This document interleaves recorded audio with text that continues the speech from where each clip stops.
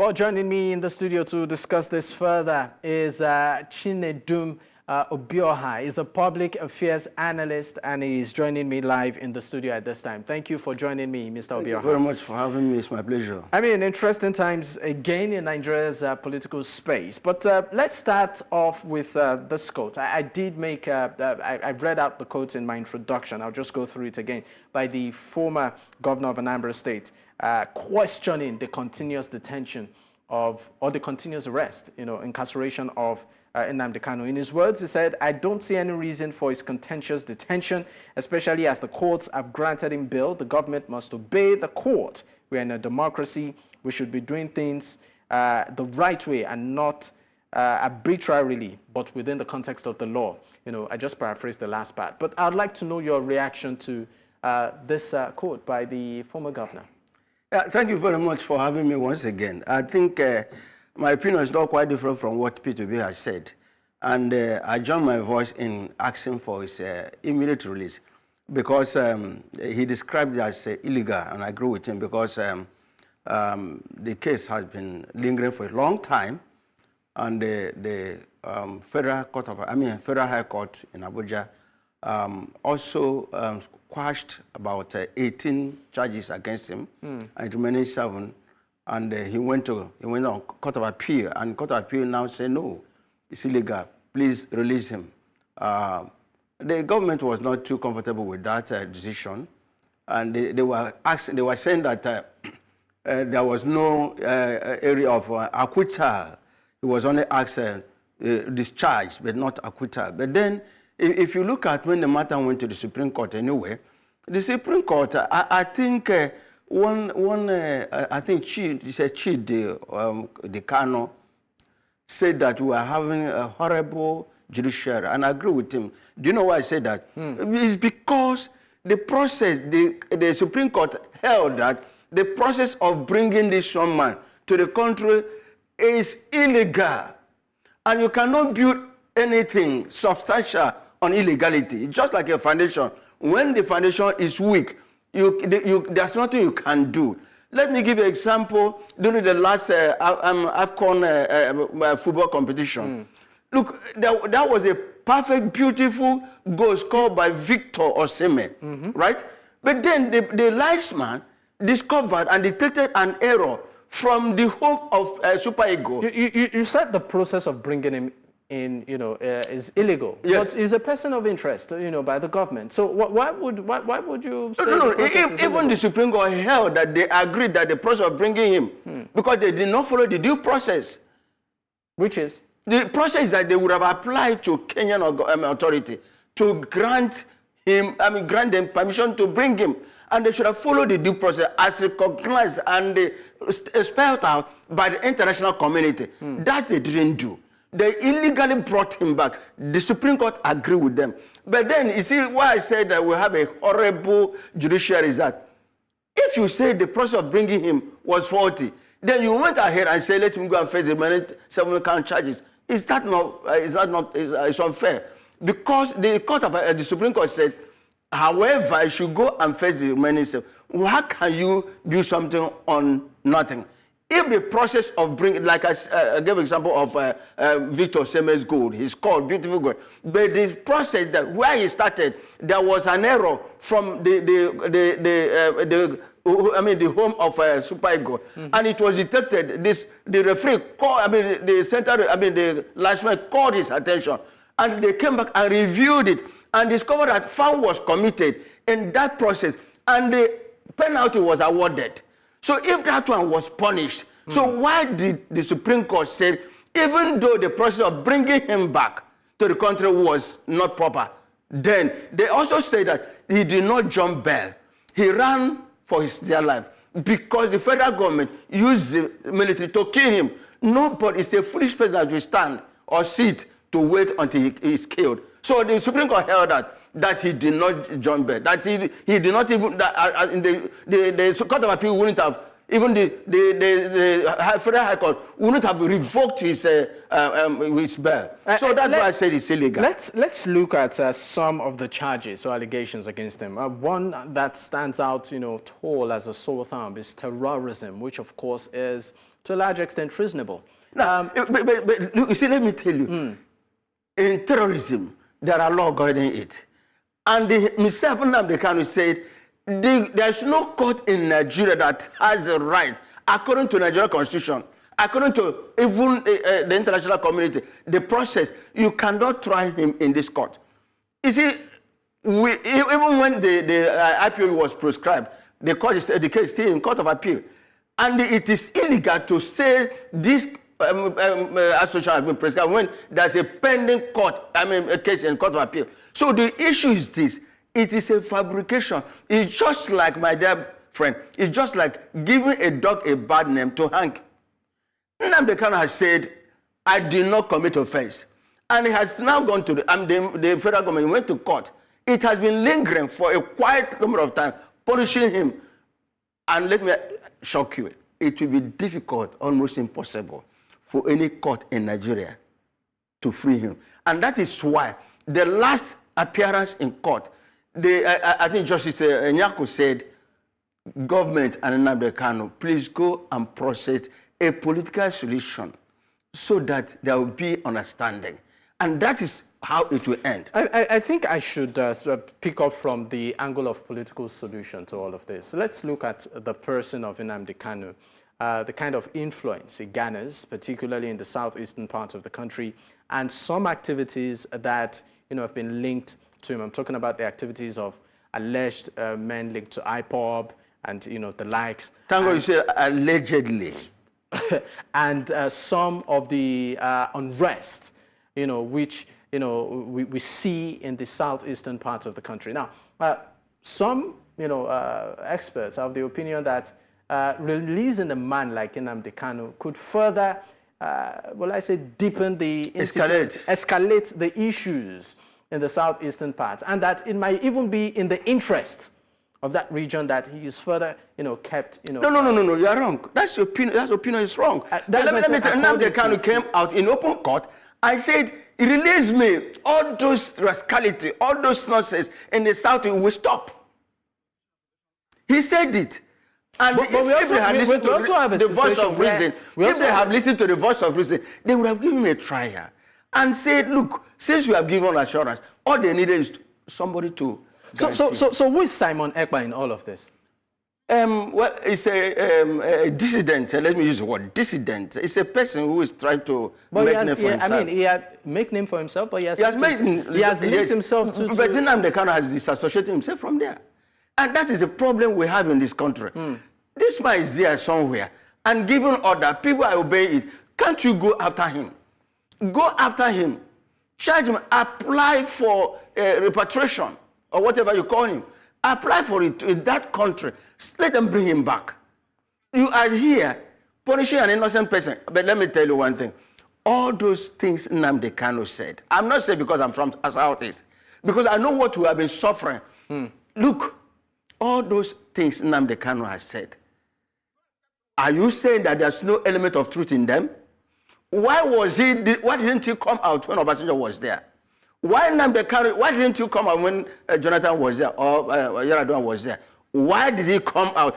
Because of the injustice, because of the nepotism, because of the tribalism, because of whatever I may call it.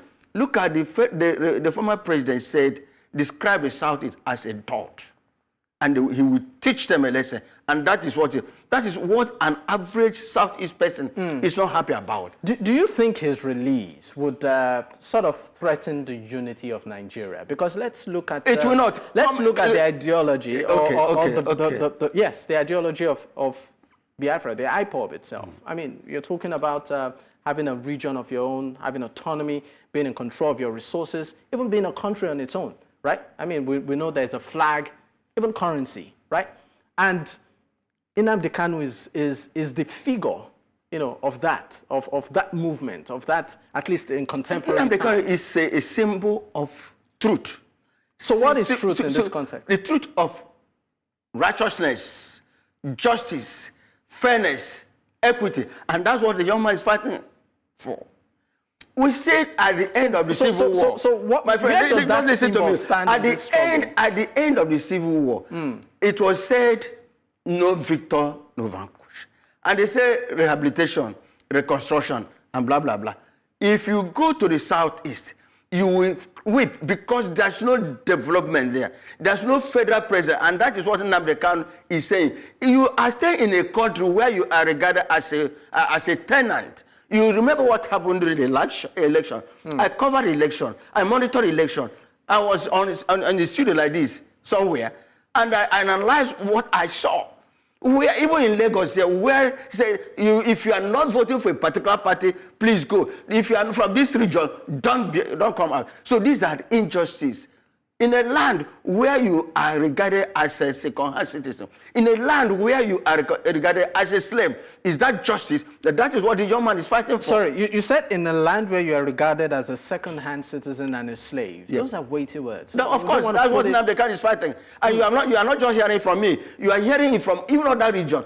We want equity. We want justice. We want fairness. We want treat me as you treat your brother. Is it go to the southeast? I just came back from the southeast 2 days ago. You weep. A journey of 6 hours, if you leave here by road, from here to east, will take you ordinary 6 to 8 hours. But it takes between 12 and 13 hours. Do you know why? Multiple checkpoints, as if we are at war. I'm just saying it. Look, you will stay in my house. Though you pay your flight ticket, but I'll ask you to go by road so that you see things yourself.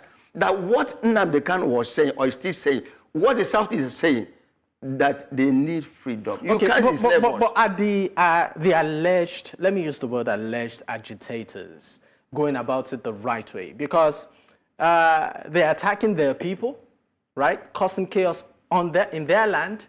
And again, I mean, how would the release of him... But I did say here, giving a dog a bad name to hang him.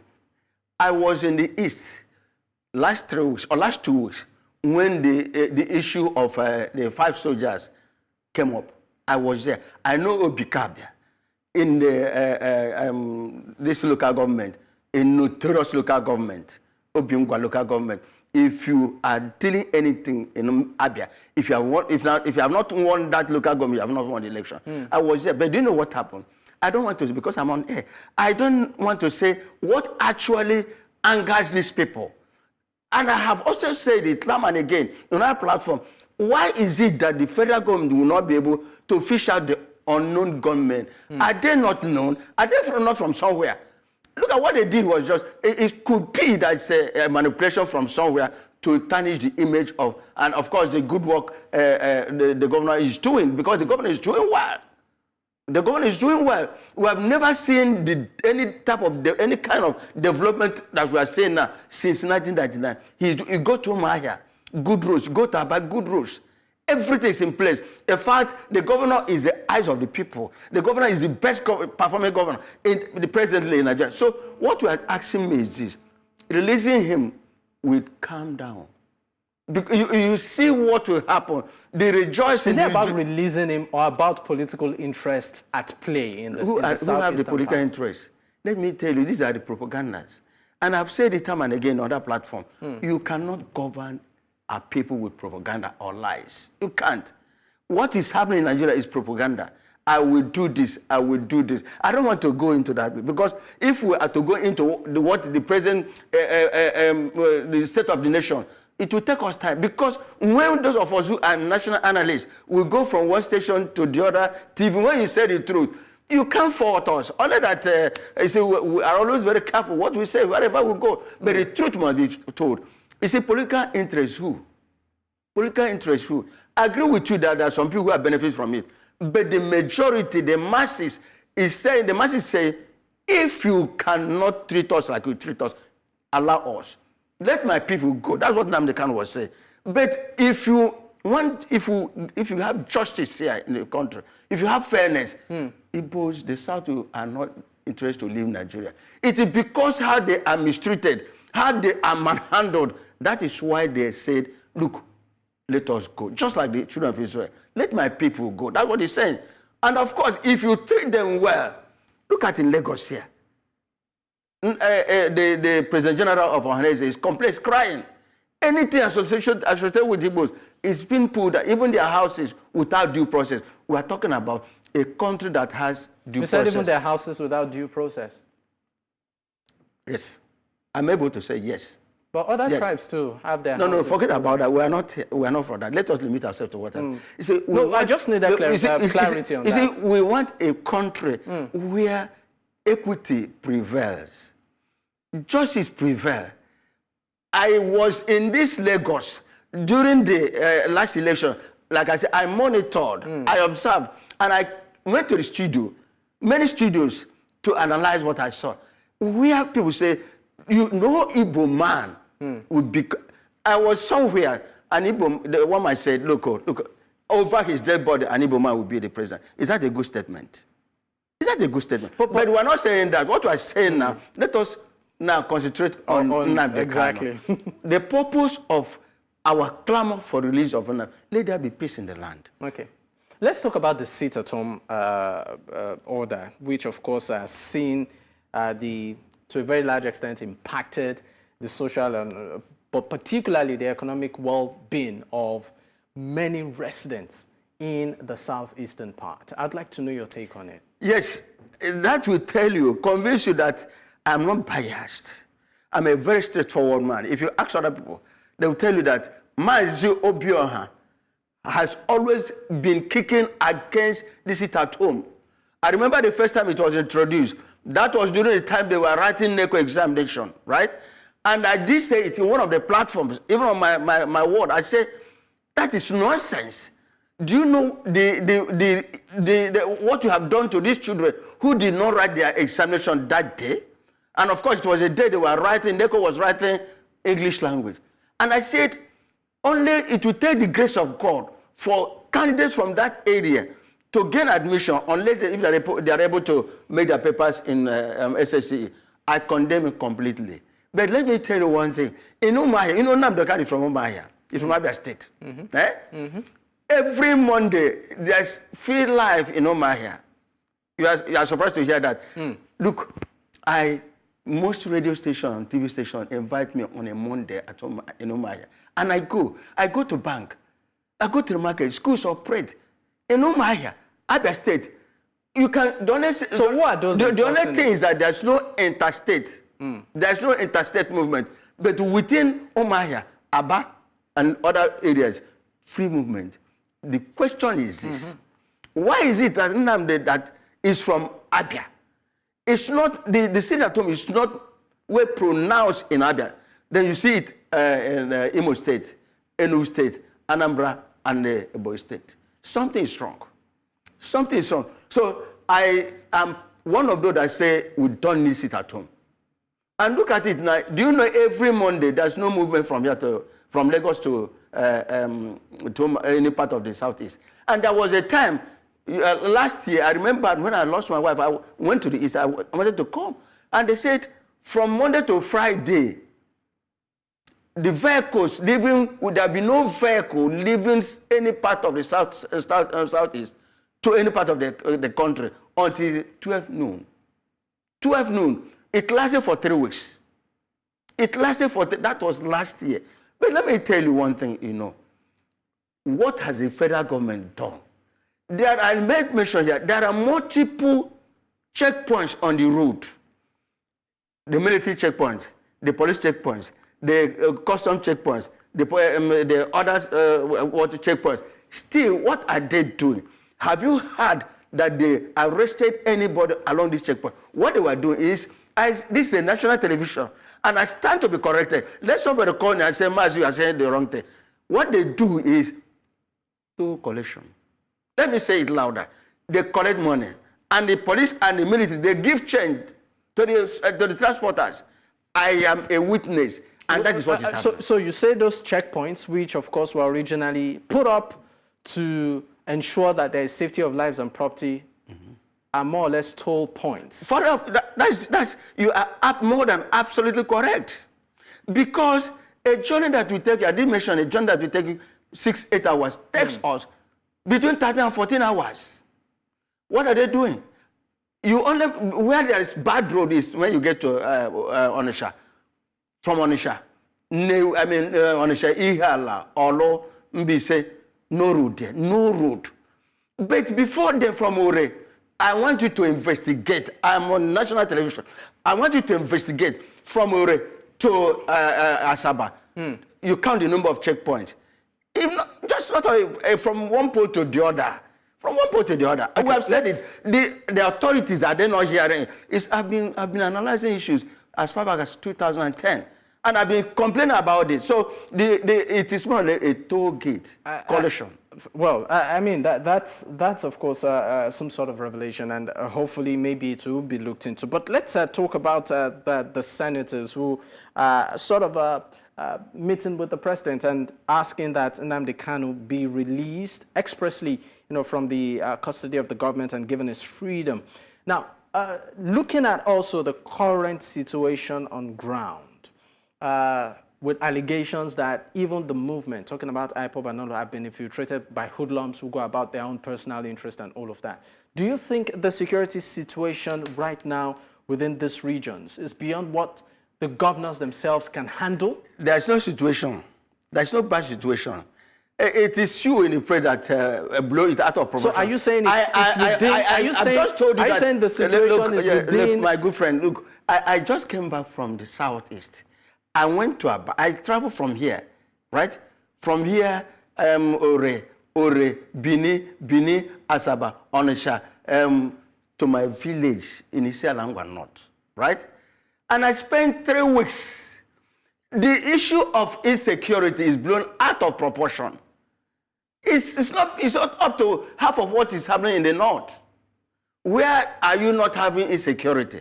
Was it not 2 days? So are you saying this unknown gunmen are actually known? No, this said, are they from the blues? Are they from the moon? People, that's the area the government should investigate. Who are the unknown gunmen? I said it some other platform.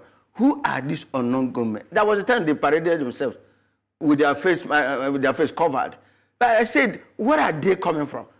They should enact them. They should go after them, not innocent people. Look at what happened last month when the 5 soldiers were killed. Do you know that soldiers were going from house to house in Aba arresting young men? I say it here so that they will hear and they maybe interject me. They were going from house to house arresting young men, killing them. Killing them? Killing them. Do you have proof of that? You see, must I come here with a proof now? But I'm just telling you, I have relations. They ran away from their homes. My cousins, my nephews, they live in Aba. And they came back to tell us, some of them relocated to the village. So I don't come to any national television. I don't come for anybody say what I don't know. And you know what about what happened in the Delta? Did they agree that they killed somebody? I was on air and said, look, we don't want what happened. We don't want what happened in Delta. So is the strategy to restoring, permit me to use the word, lasting peace, of course, within the southeastern region? Nnamdi Kanu, is the strategy flawed by the government? Yes, because they want to keep him there. I said it will be difficult, it will be impossible, almost difficult for any court. We don't have bold judges that will say enough is enough, except those that are in court of appeal there. After the decision of the court of appeal, what happened? Were they not transferred? They were transferred until we have independent judiciary, until we have independent electoral process, until we have, we take away the power to appoint the IGP, that's Inspector General of Police. We remove it from the presidency. You see, we will be where we are. So it's a strategy to keep Nnamdi Kanu. They have all washed their hands. And that was why Justice, whatever Inyaku said, go and fight. Because she has seen the charges and said, look, it's something she cannot come out openly.